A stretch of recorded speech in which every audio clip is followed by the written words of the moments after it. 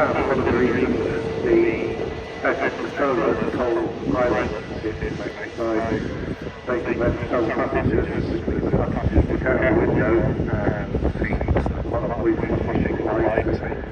Might come to the conclusion therefore that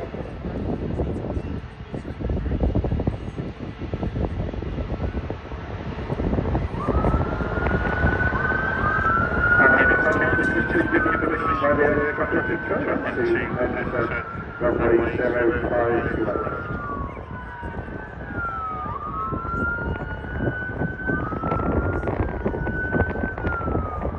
What I suspect is vehicle confirmation 05 left is representing an aircraft in distress and the fire vehicles will be simulating that aircraft going out to deal with that aircraft.